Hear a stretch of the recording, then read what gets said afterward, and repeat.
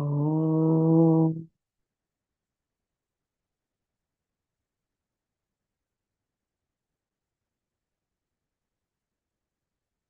Om.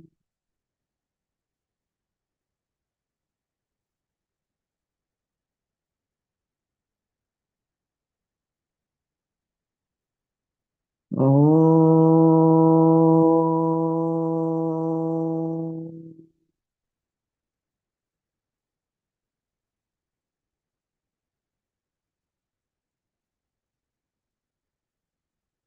Om Sahana Vavatu Sahanau Bhunaktu Sah Viryam Karavavahai Tejasvinavadhitamastu ma vidvishavahai. Om Shanti Shanti Shanti. Narayanam Namaskritya Naram Chaiva Narottamam Devim Saraswatim Vyasam Tato Jayamudirayet.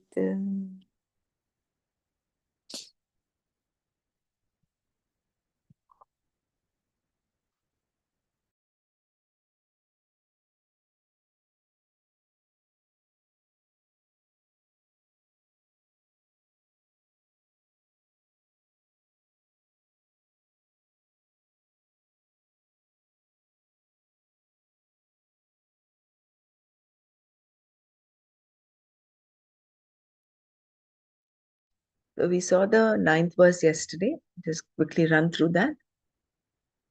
Yajnarthat karmanonyatra lokoyam karma bandhanaha tadartham karma kaunteya mukta sangas samachara.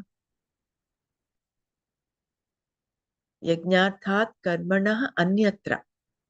Other than the karma performed for the sake of yajna, with reference to other karma, ayam, this person, lokaha, the one who is enjoined to do the karma, karma bandhanaha, the one who is bound by action, kaunteya, O kaunteya, tadartham, for the sake of that, mukta sangaha, being one free from attachment, karma, action, samachara, perform. Yajnarthat karmanaha anyatra ayam lokaha karma bandhanaha kaunteya tadartham mukta sangaha karma samachara.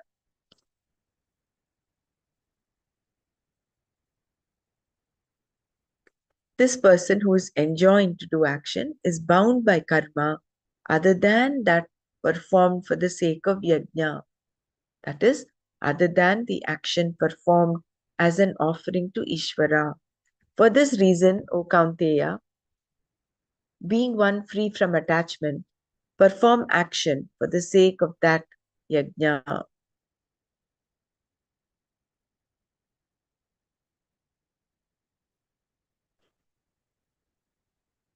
Yajna is a very important word in Vedic literature. I think we've read this yesterday, right? Let me see whether.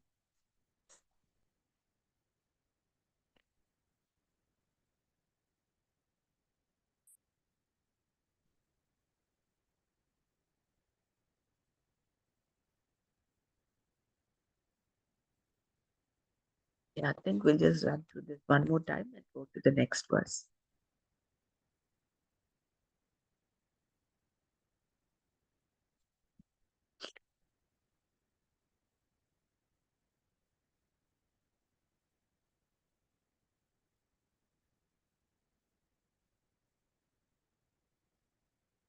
Even though the word means a sacrificial ritual, it's in a wider sense, yajna means every action of one's life is performed as an offering to Ishvara.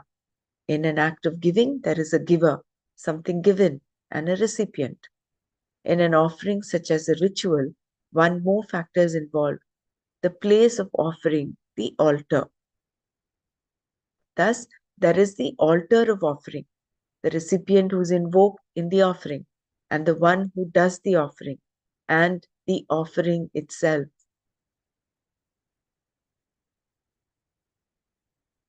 Generally, in any offering, there is a word like swaha or namaha, meaning I offer this salutation.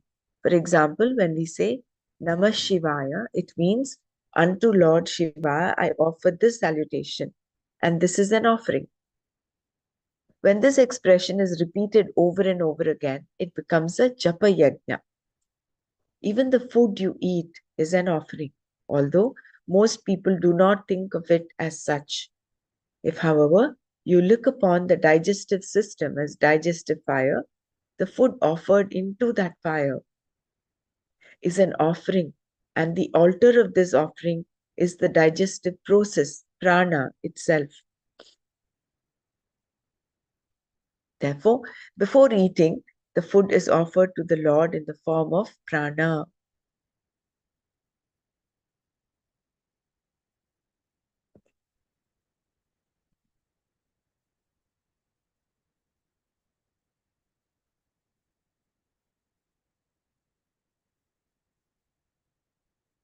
So this prana has 5 aspects to it. Prana, apana, vyana, udana, samana. So that is why when we do the Naivedya, we did this yesterday also.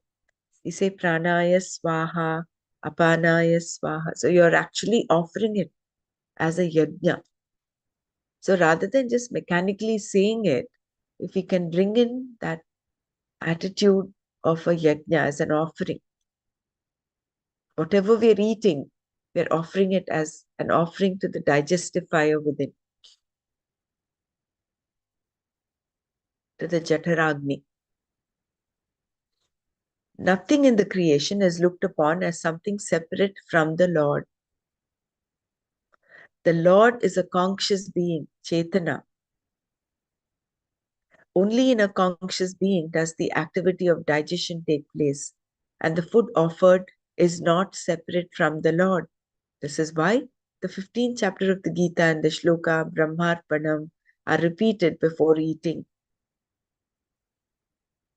These verses make it very clear that everything is the Lord, including the food we eat and the one who eats it. Therefore, eating is an offering. So the verse is Brahmarpanam Brahma Havihi Brahmagnau Brahmanahutam Brahmaiva Tena Gantavyam Brahma Karma Samadhina Aham Vaishvanaro Bhutva Praninam Dehamashritaha Pranapana Samayuktaha Pachamyannam Chaturvidham. In a fire ritual, the altar is the fire, the turf. The oblation is offered unto the fire. The offerer is called Yajamana, and the recipient of the offering, Devata. Usually, when you offer something to another person, you expect reciprocal treatment. You expect something in return from that person.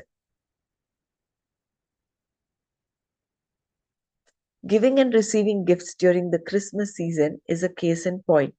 You offer a gift to another, no matter how small, and that person offers you something also. But what is this type of giving? We learned 3 types of giving. One is tamasic, rajasic, and sattvic. Tamasic is where you give and you expect something to get back in return, whereas rajasic is you give for the sake of your pride. And sattvic is you give just because of the joy of giving, or because there is a need to give. And then you forget about giving. Like your right hand does not know what your left hand does, or left hand does not know what your right hand does.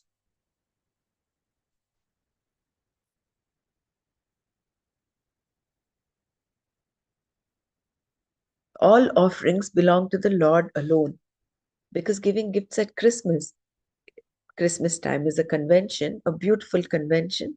You have to offer, and a return is expected. It is not the gift you are interested in. It is the care and consideration, the remembrance of the person that counts. But when we offer something to a devata like Indra, reciprocity is not a factor. as part of the yajna itself, I say in so many words that what I am offering belongs to Indra. It does not belong to me. Indraya swaha, Indraya idan namama. Offering unto Indra, this is now Indra's, not mine anymore. In this way, everything is looked upon as a yajna, as we shall see in the 4th chapter. The breathing process is a yajna. The breath that goes out is called prana, and the incoming breath, when you breathe in, is called apana. When you breathe out, the prana is offered to apana. And when you breathe in, the apana is offered back to prana. In this way, breathing is considered to be a yajna. Those who are committed to the practice of pranayama, control of the breath, are not really doing exercises. They are performing a yajna, prana being Ishvara, the Lord. In the same way, all exercises and yogic postures, asanas, are considered to be yajnas. In fact, each asana has its own devata. Indian music is also a yajna. Every defined melody, raga, is considered to have a head, trunk, and feet.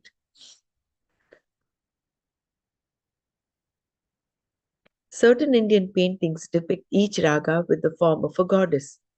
Thus, even ragas, melodies, have their own presiding deities. Any one aspect in the creation can be looked upon as an aspect of Ishvara, and that aspect becomes the presiding deity or devata.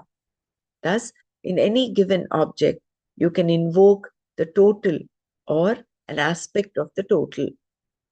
If it is an aspect, it is called devata. Any functionary, such as the eyes, ears, nose, and other organs, has a presiding deity, devata, which is but Ishvara.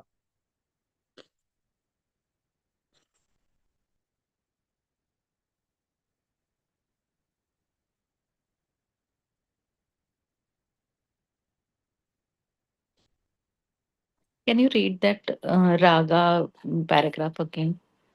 That deities and everything.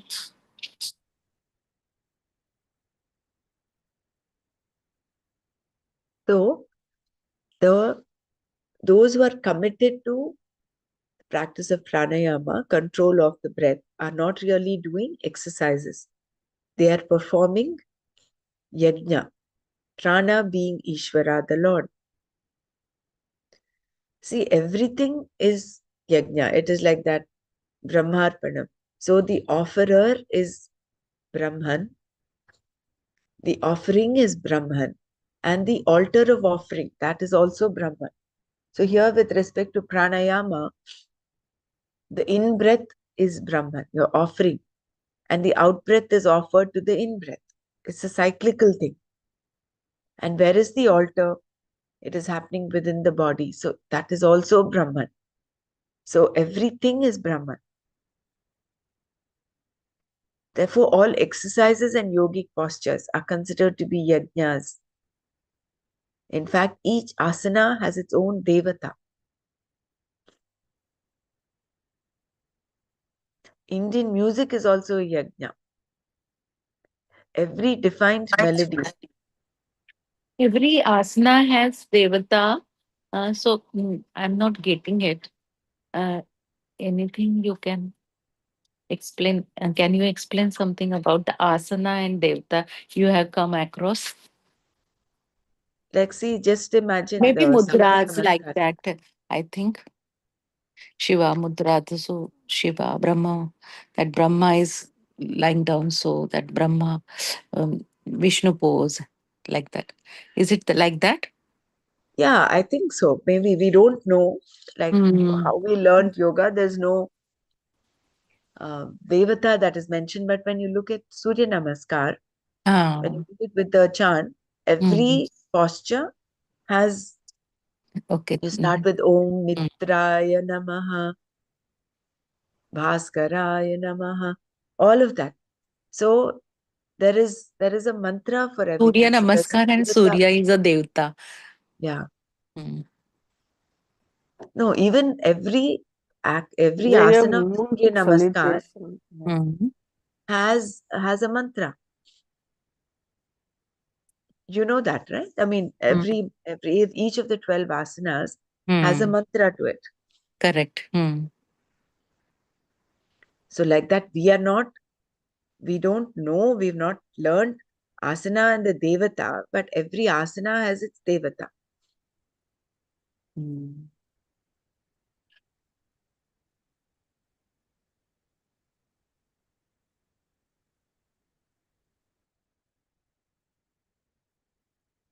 So this,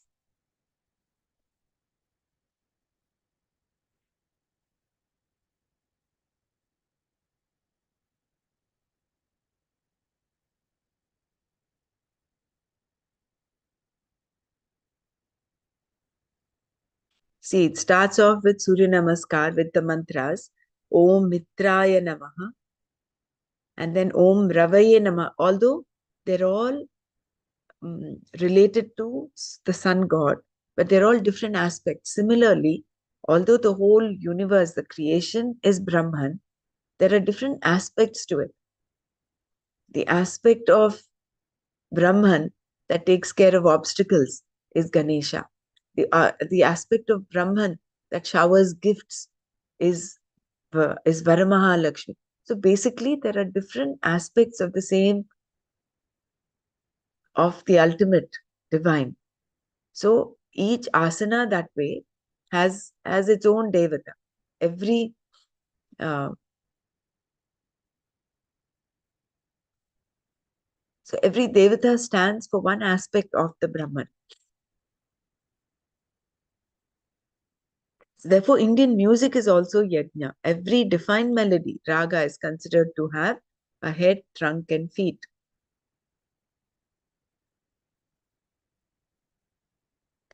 So I'll just take this opportunity to talk about um, chant the Surya Namaskar mantras. One is Om Mitraya Namaha, the one who is affectionate to all. Om Ravaye Namaha, the one who is the cause for change. Om Suryaya Namaha, the one who induces activity. Om Bhanave Namaha, the one who diffuses light. Om Khagaya Namaha, the one who moves in the sky. Om Pushne Namaha, one who nourishes all. Om Hiranya Garbhaya Namaha, the one who contains everything. Om Marichaye Namaha, the one who possesses rays. Om Adityaya Namaha, the one who is the son of Aditi. Om Savitre Namaha, the one who produces everything. Om Arkaya Namaha, the one who is fit to be worshipped. Om Bhaskaraya Namaha, the one who is the cause of luster.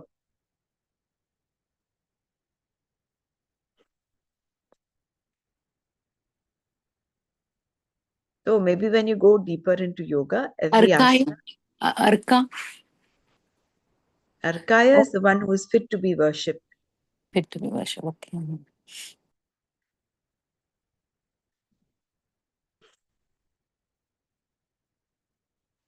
So certain Indian paintings depict each raga with the form of a goddess. Thus, even ragas, melodies, have their own presiding deities.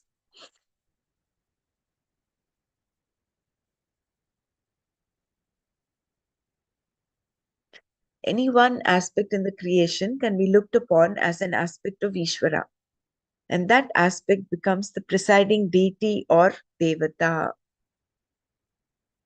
Thus, in any given object, you can invoke the total or an aspect of the total. That is why nature is, if you look at nature, nature is worship.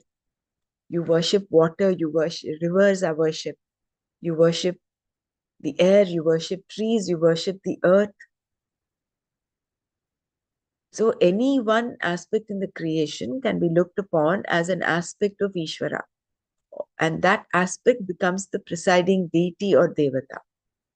That is why we have Varuna, we have Prithvi. Everything is considered a devata. Isn't that beautiful? That's why they say we have Mukoti devatas, that is 33 crore devatas. You know, there are people who chide Hinduism saying, oh, you have so many gods. You're so confused. Why do you have so many gods? But this is the beautiful aspect of that. Because every aspect of creation is considered a devata, is considered worshipable.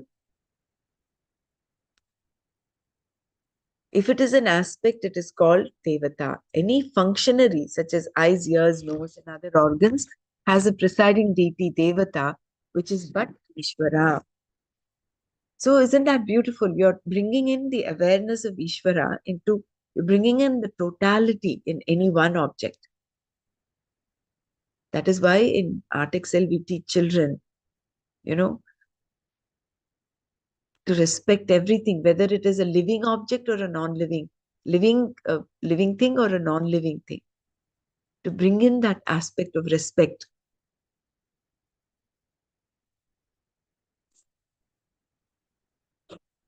The sense organs as Ishvara. If you look at Ishvara as the material cause of the whole creation, the eyes themselves are Ishvara. And if you look at the Lord as the efficient cause, the Lord becomes the presiding deity for the eyes.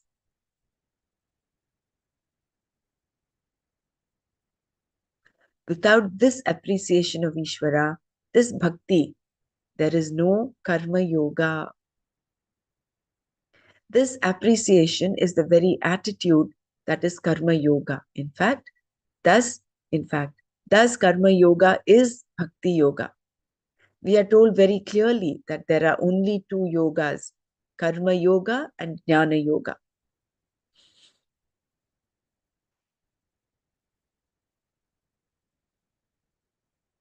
So if you consider the whole, if you look at Ishvara as the material cause of the creation, then every aspect of creation is Ishvara. But if you look at Ishvara as the efficient cause, as the intelligent cause, then the presiding deity is the Lord. So he is everything basically. He is the instrument as well as the maker of the instrument. He is the eyes. He is also the presiding deity of the eyes. And that is why appreciation of Ishvara is important for Karma Yoga. Otherwise, it will only be simple yoga, not Karma Yoga. Simple karma, not yoga, sorry.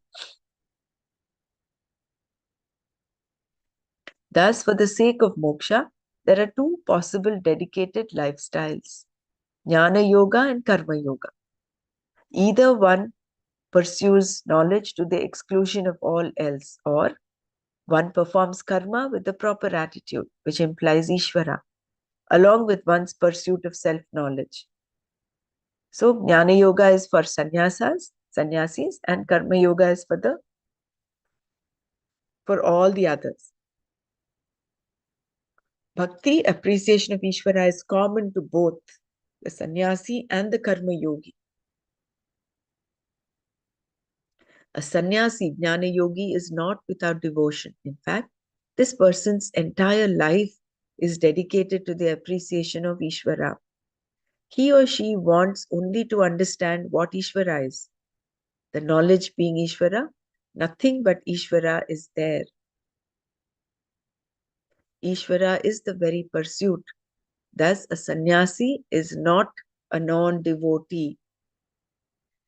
So there is bhakti involved in both sannyasas, in sannyasa as well as in karma yoga.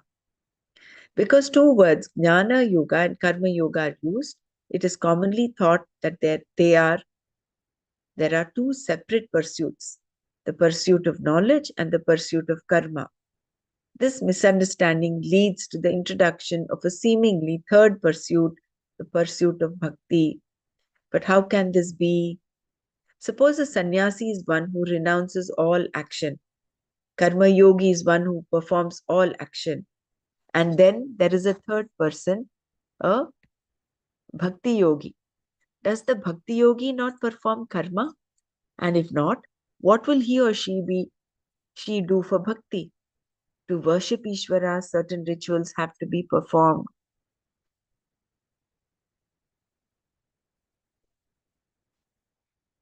Whatever the person does to express his or her devotion is an action, a karma. This is karma yoga, in fact. All this is being done, all that is being done is karma. No, the bhakta might say, I only sing Hare Rama. He or she may think that singing Hare Rama is bhakti, but it is an action, a karma performed by the organ of speech and therefore called vachikam karma. And if while singing, the person also claps or dances, the karma becomes a kayikam karma, an action performed by the limbs of the physical body. Therefore, the karma is not only oral, it is also physical. In fact, this kind of bhakti can be so physical that it can totally exhaust the person.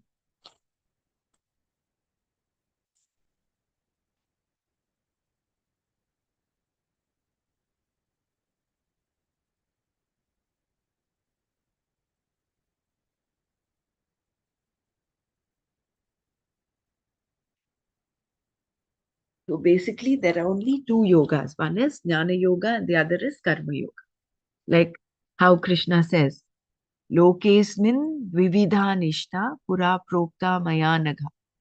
Jnana yogena sankhyana karma yogena yogina. So we should not be confused that there is a third way to moksha, bhakti yoga. This is what is normally mentioned. That is the normal, common understanding that there are three paths. In fact, not even three. They give four. They say jnana, karma, bhakti, and hatha yoga. So we should be clear in our mind, having been exposed to this knowledge, that there are only two lifestyles. The common pathway for both the lifestyles is knowledge, ultimately. And bhakti is as much required for jnana yogi as well as a karma yogi. Because you cannot separate action from bhakti.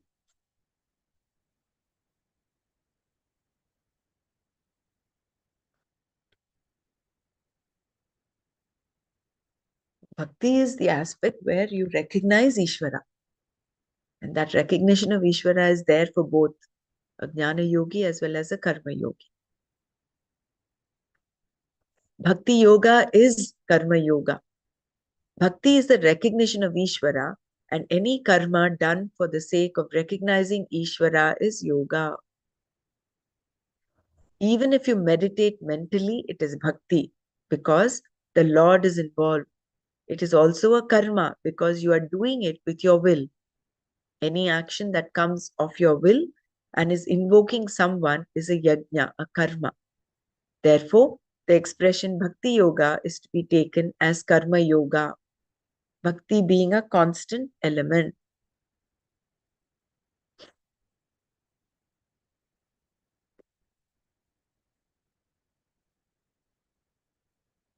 Similarly, Hatha Yoga is a discipline which is a sadhana or indirect means for moksha.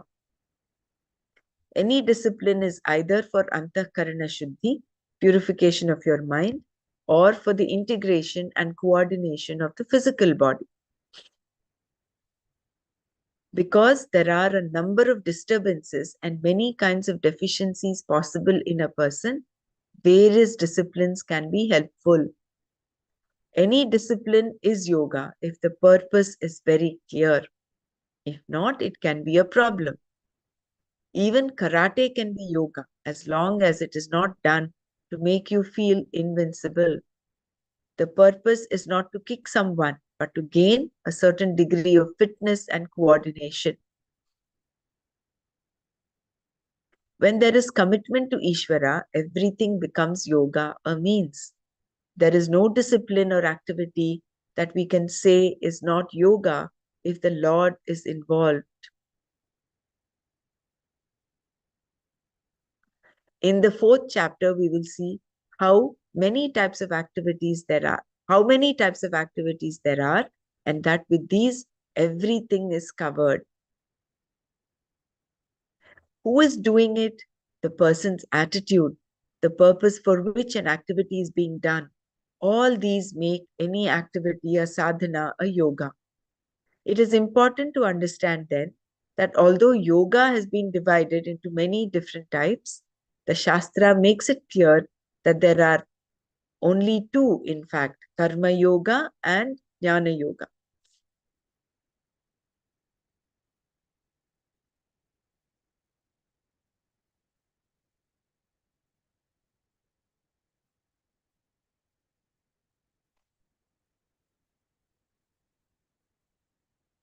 But ultimate is Jnana Yoga only, no? Ultimate is Jnana. Hmm. Ultimate is Jnana. Jnana नहीं Yoga is ज्ञानेन the सर्वस्य lifestyle. पवित्रं. हाँ. Yeah, it's the हाँ. lifestyle one pursues. The Vividisha Sannyasi, right? So that's only a lifestyle, Jnana Yoga, whereas Jnana is the ultimate. For the Jnana Yogi or Sannyasi, knowledge alone is yoga because the person is absolved from all duties. It is not that a Jnana Yogi does not do any karma whatsoever. It is just that the person is absolved of all obligatory duties. The sannyasi is a non-competitive person, one who does not compete in the society in any way. Only then is the person freed from all obligatory duties to pursue knowledge. When sannyasis start incense factories, for example, they have to compete with other incense manufacturers. They have to project the product, proving it to be better than other products. Only a person who does not compete in the society can be called a sannyasi. So that is one aspect of sannyasa, right? One is they don't compete. And the second is they are, uh, they're friendly with everyone. Nobody needs to be fearful of them. That nirbhaya, they give the abhaya. They're there for protection. Nobody needs to be fearful of them. That is what is meant. Nirbhaya.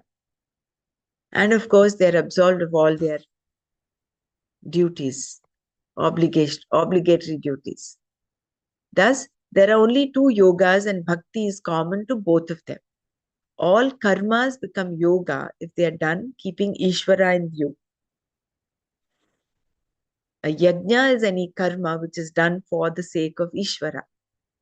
It can be any ritual, worship, or prayer, each of which involves special karma performed for the sake of Ishvara only.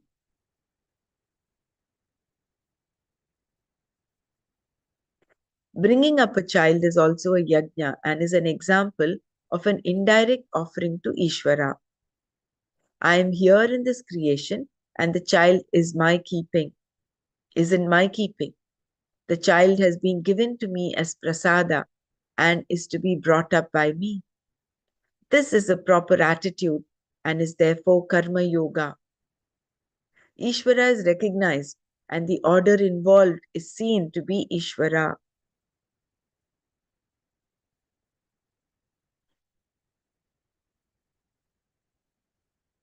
To see things in this way is not an ordinary situation. A person has to be sensitive so that the order that is Ishvara is as tangible as a wall or a rock. I repeat this beautiful sentence. A person has to be sensitive so that the order that is Ishvara is as tangible as a wall or a rock. So just as how we see a wall and a rock and we recognize it, recognizing the presence of Ishvara, the all pervasive nature of Ishvara in everything we see. In order to do that, one has to be sensitive. This kind of appreciation is what bhakti actually means. What a beautiful definition for bhakti. And Prahlada was an epitome of bhakti.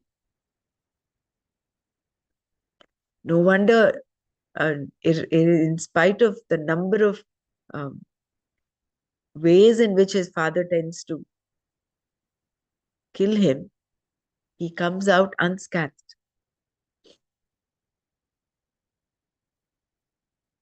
Everything he sees is bhakti, is Ishvara for him, is Narayana. The real meaning of bhakti.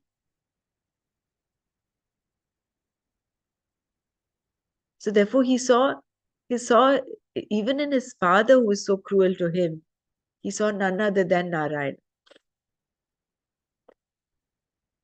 So when we extrapolate it to our situation, friends, of course, we're all very good with. But can we have the same attitude towards enemies? So-called enemies. They're nothing enemies. It's another way of relating to them. Those that are not not so nice to us. Can we see Ishvara in them? And that is what Gurudev did. He went all out. He wanted to even speak to the ISIS, the Al Qaeda. For him, he only sees the divinity within. He does not see anything else.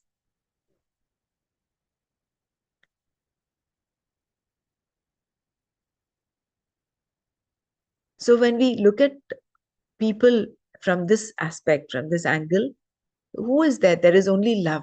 There is only love, that Maitri is there with everybody, that belongingness.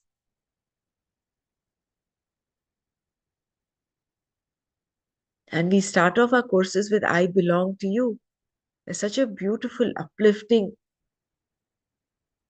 statement that brings in the awareness that, that divinity within and without.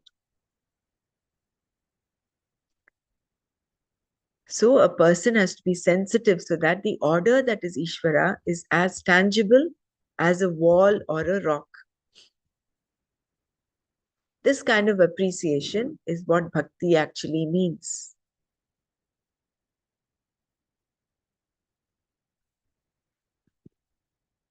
The real meaning of bhakti.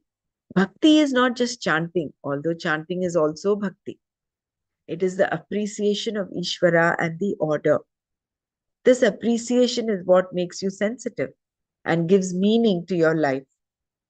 Recognizing Ishvara is to be able to see more than meets the eye, more than what the eyes see. Bhakti is an appreciation of what is behind and what is in front, the order within the order, seeing everything as Ishvara.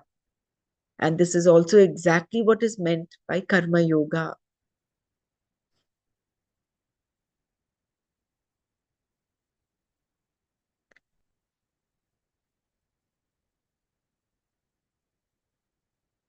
By any karma, you are either directly or indirectly related to Ishvara. Karma involves role playing. Something is expected of you. This action is to be done by you because you are placed in this situation. Therefore, you do it. This is how Ishvara's karma works. Otherwise, why are you in this place at this time?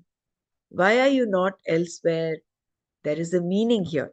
You are in this place at this time because there is something to be done by you. This is the law of karma. You see that there is a meaning and that the situation is not a random one. Everything seems to have a cause and an effect. There is no randomness in the creation. To use Einstein's words, the Lord does not play dice. Even if he did, being omniscient, he would know exactly how they are going to fall. Otherwise, he would not be Ishvara. Therefore, he has no need to play dice. Situations do not happen randomly. They happen because they have to happen. If this is understood, you will find that everything Even relationships become meaningful.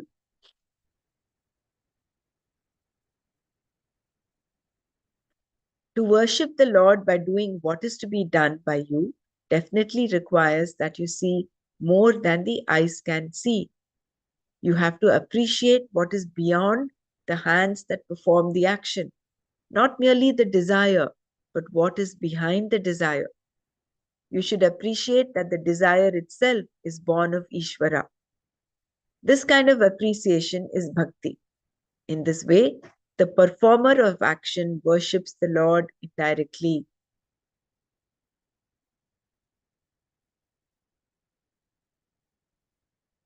I'll read these two paras one more time. So you see that there is a meaning. See, therefore, that nothing is random, nothing is a coincidence, everything is ordained, and that is the law of karma.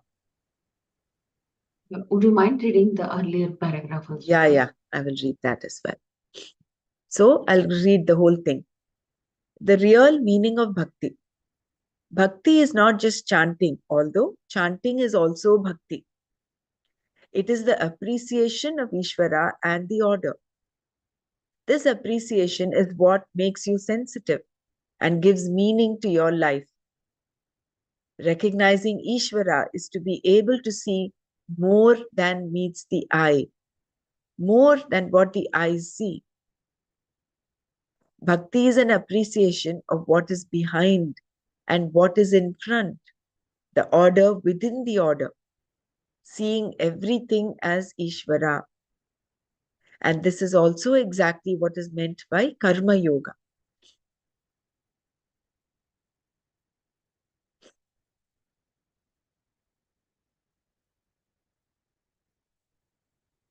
By any karma, you are either directly or indirectly related to Ishvara. Karma involves role playing. Something is expected of you. This action is to be done by you because you are placed in this situation. Therefore, you do it.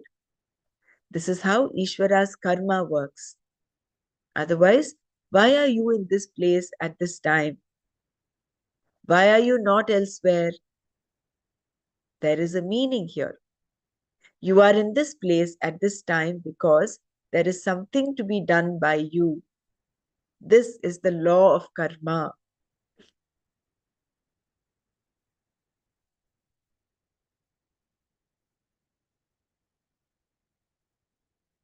You see that there is a meaning and that the situation is not a random one.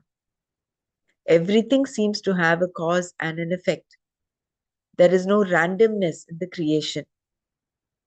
To use Einstein's words, the Lord does not play dice.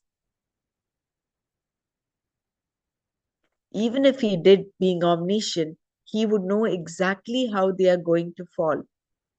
Otherwise, he would not be Ishvara. Therefore, he has no need to play dice.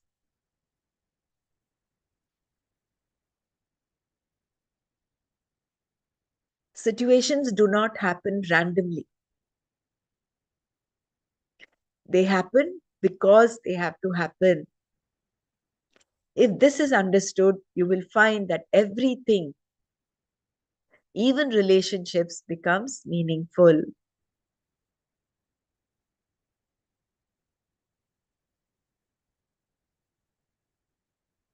This is so beautiful, these last two sentences.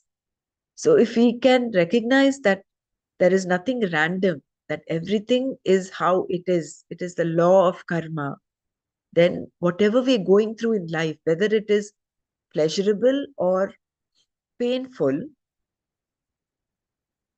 will not disturb us because then they become meaningful. See, sometimes friends, relationships, look at relationships. So called friends turn to become enemies, and enemies become friends. So called enemies turn out to be your friends. So it seemingly is random, but it is not random. It is how it is ordained. There is a cause and an effect, and that is how it has to be.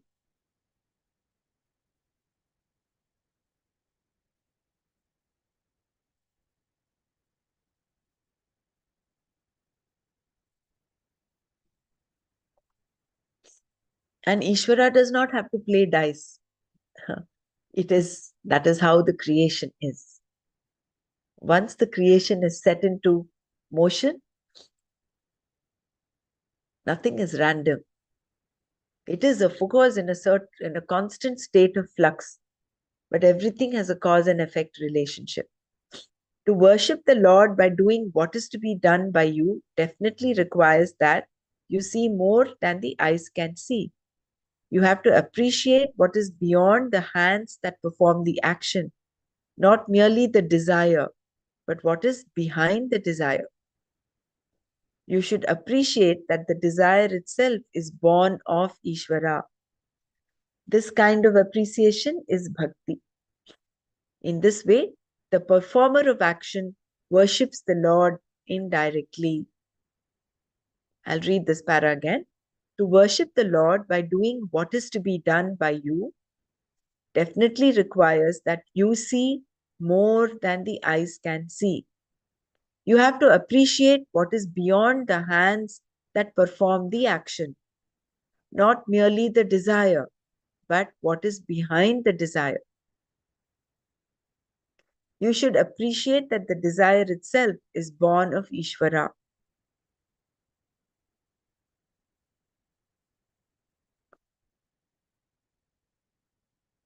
This kind of appreciation is bhakti. In this way, the performer of action worships the Lord indirectly. Swakarmana tamabhyarcha. So work is worship. Now you see the basis for that. Work is worship. Thus, there is a twofold yajna, direct and indirect. When you perform a karma, a yajna, in the form of a prayer, there is a direct relationship between Ishvara and yourself. You either invoke Ishvara in the form of a devata or deity, or you invoke him as the Lord straight away. Either way, there is a bhakta, a devotee, and there is a yajamana, one who performs the karma. You can do the karma yourself, or it can be done by someone else or by proxy, as when you ask a priest to conduct a ritual on your behalf. Either way, the result comes to you alone, the yajamana.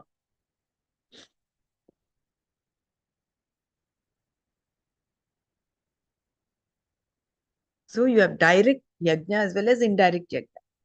So when you perform a yajna, you are invoking Ishvara in the form of a devata. Like for instance, you're doing a Ganesha Homa, for instance, you're invoking Ishvara in the form of the aspect of Ganesha. Similarly, whatever the Homa is. Either way, there is a bhakta devotee and there is a yajamana, the one who performs the karma. You can do the karma yourself or it can be done by someone else. So the bhakta himself can be the yajamana or you can have a priest to perform it. Either way, the result comes to you alone, the yajamana.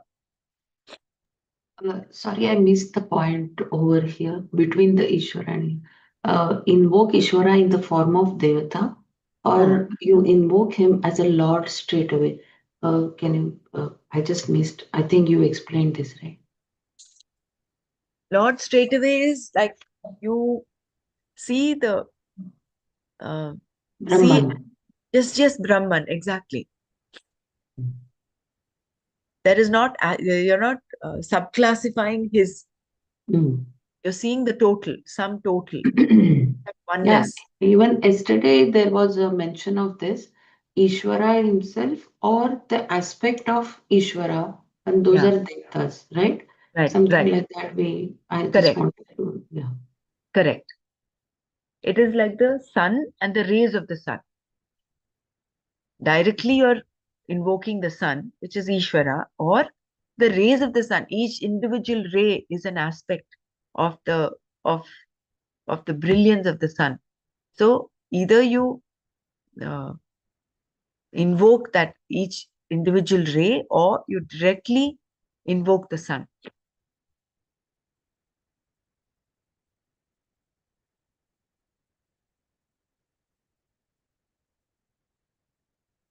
direct and indirect yajnas.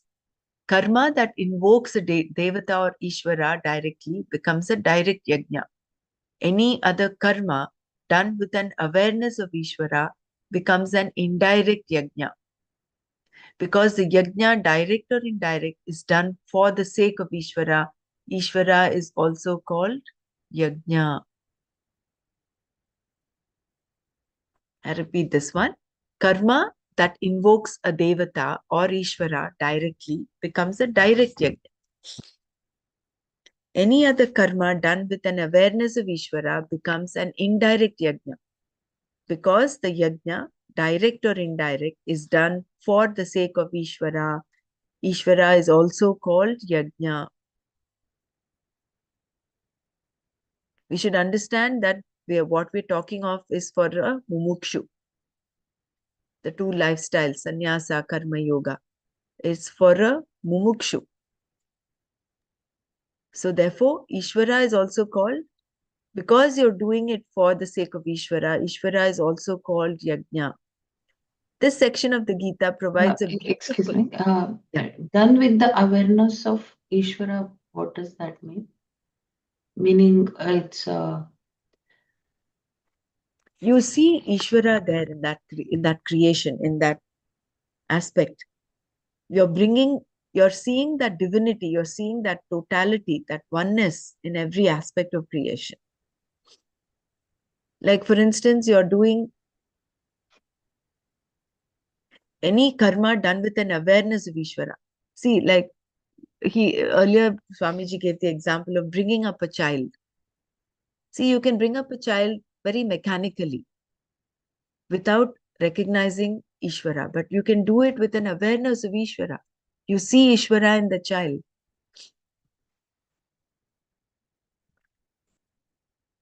So then parenting itself becomes a yajna. Just give me a second.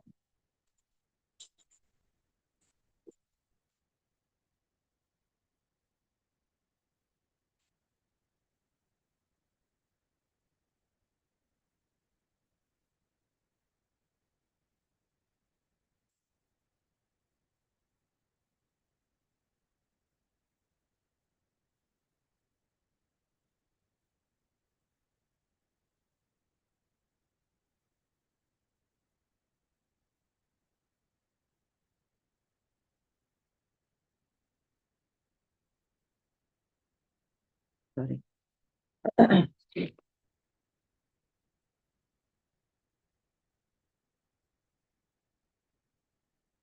So done with an awareness of Ishvara.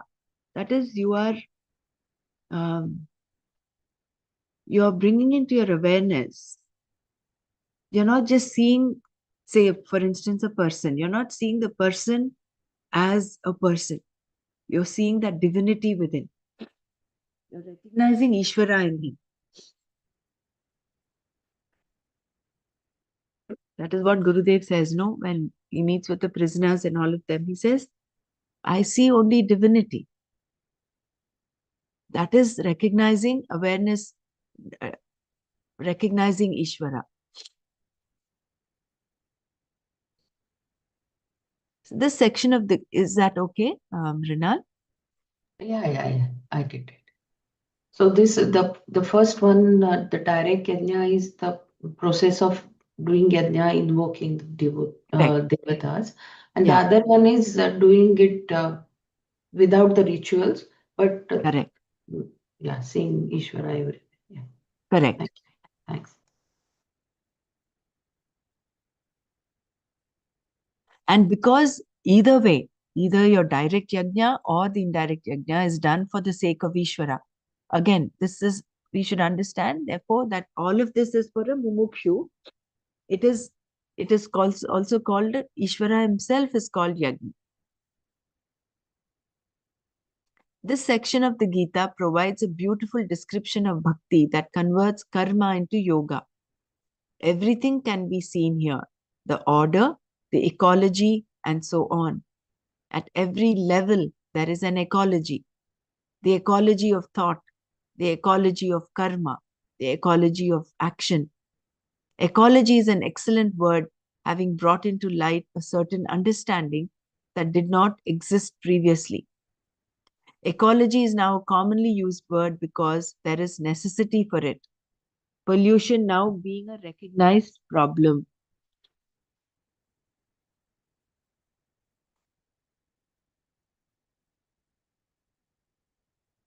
I'll just check what the actual meaning of ecology is.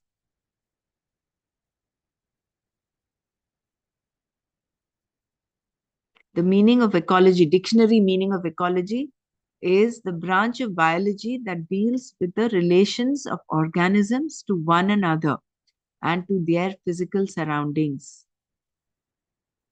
So basically, the interdependence is what is meant by this. So that deals with the relationship of organisms to one another and to their physical surroundings.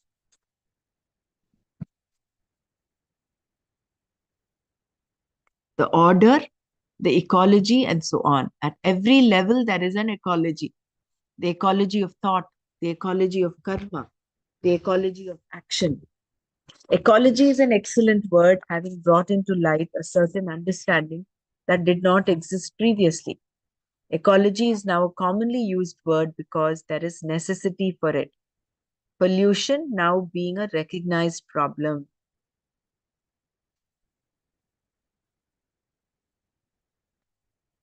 Ecology is recognized here at different levels. All the devatas, all the elemental forces are doing their jobs and should not be disturbed. Because you are a conscious being with a free will, even the ecology of the divine forces can be disturbed by your actions. If you are abusing your free will, you are disturbing the ecology of dharma, which is going to affect all humanity. Whatever is disturbed is not going to remain without producing undesirable results. Beautiful example is what happened during COVID. There is an order, and wherever there is an order, there is ecology. Here, Krishna was talking at the dharma level. Dharma alone should govern your free will. Once freedom is given to you, you can do whatever you want. There is no hindrance whatsoever. If freedom can be hindered, it is not freedom. Therefore, because you have a free will, you can commit homicide and even suicide. Since there is the possibility of abusing freedom at different levels, there should be an ecology with reference to the freedom given. It seems that the only ecology we are concerned about disturbing is the ecology of the flora and fauna. This attitude comes from human selfishness. We tend to think only about how we are going to be affected by this or that. But there is so much more to ecology than this. Ecology is the very awareness of one's actions and how they have an ever widening circle of reactions. When a stone is thrown into clean water, it does not just drop to the bottom. It creates ripples which keep on widening and widening into bigger and bigger circles until finally they lash upon the shore. Similarly, any action creates extended circles of response. This is so beautiful. I think we'll read these few paras again tomorrow and then go forward to disturbing the order.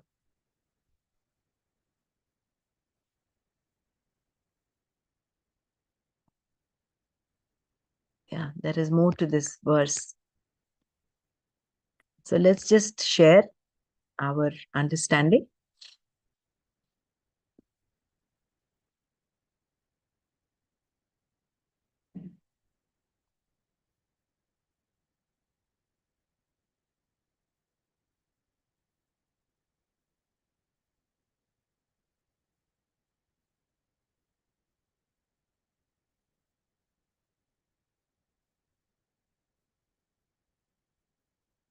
So one thing is that a person who does karma without that attachment, with an attitude of karma yoga, is not bound by karma.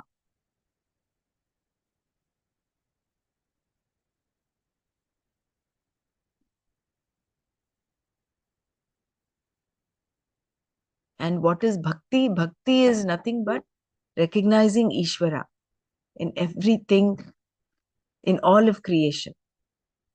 So bringing in that awareness of Ishvara is what is bhakti. Recognizing the order, and nothing is random. Everything is based on cause and effect. That ecology again is that interdependence of everything. Let it be it a thought, ecology of thought, ecology of karma, ecology of action.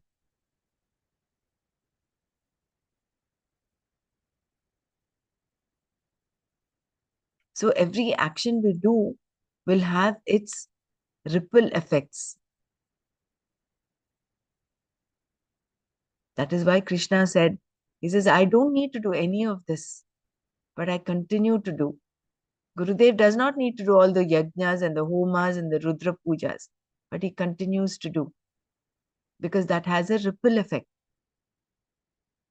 Devotees look at him, imbibe him, and want to emulate him. So they would follow suit. They follow the leader, right? So whatever we say or do has an impact. Whatever we think has an impact. That is why they say yatha drishti tatha srishti. So everything starts off as a thought and then it manifests. That is why cleansing the mind is such an important thing. And having that integrity between the thought, mind, and action, the thought, word, and deed.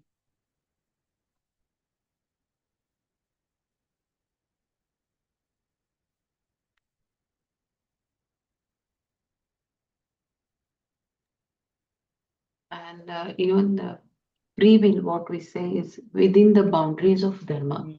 Correct. Very right. Otherwise, there's no freedom. We'll misuse the free will.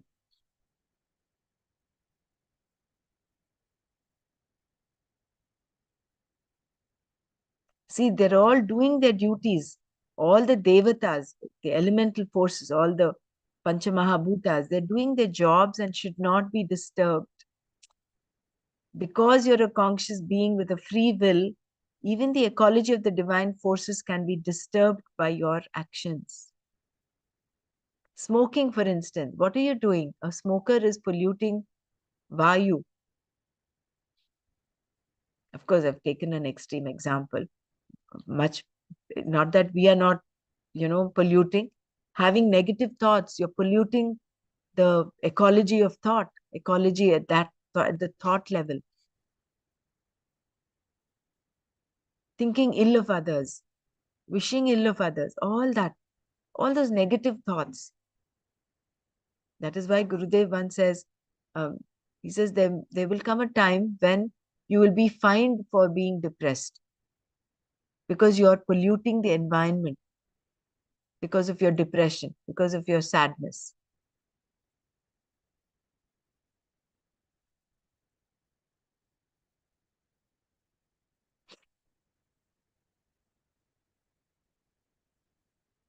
So just because you have free will, you cannot commit homicide and suicide.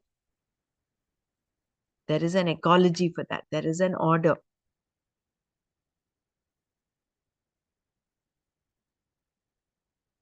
Yeah, we'll stop here.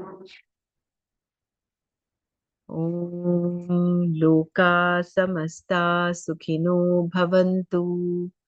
Om Shanti Shanti Shanti.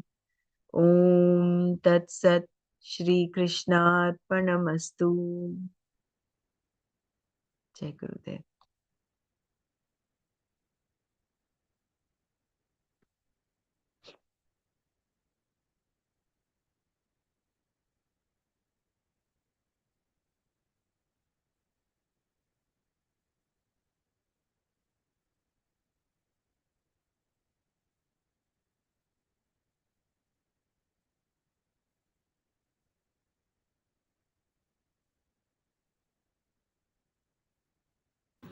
Meditation is accepting this moment. living every moment totally with depth. Let us keep our spine erect and body relaxed and eyes closed. Relax your shoulders. Keep a big smile on your face.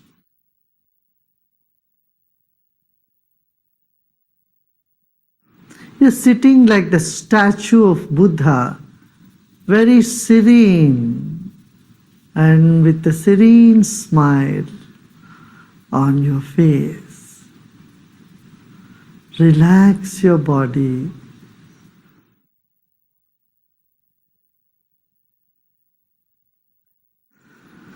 Let's take a deep breath in and breathe out. Become aware of your chest region, throat and chest region. If you notice some tension in the body, just let it be. Except those parts of the body where you feel a tension, the other parts are in comfort. Other parts are at peace. Become aware of that also.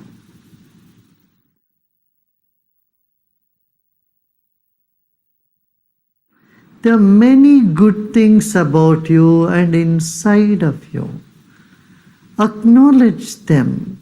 They will never leave you.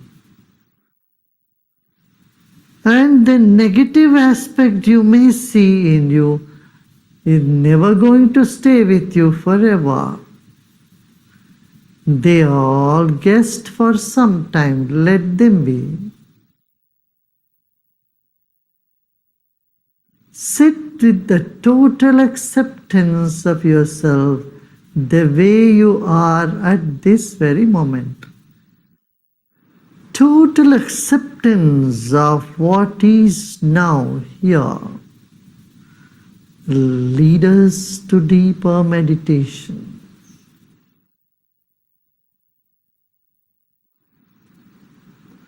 Let go of all the effort.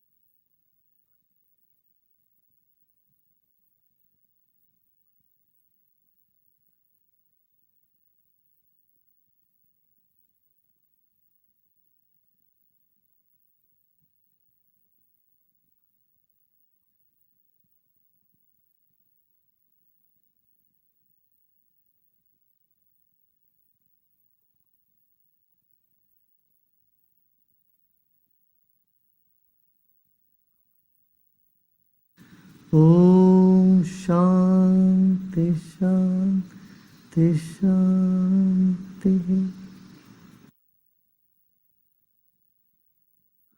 Let go of all your effort and be in this emptiness.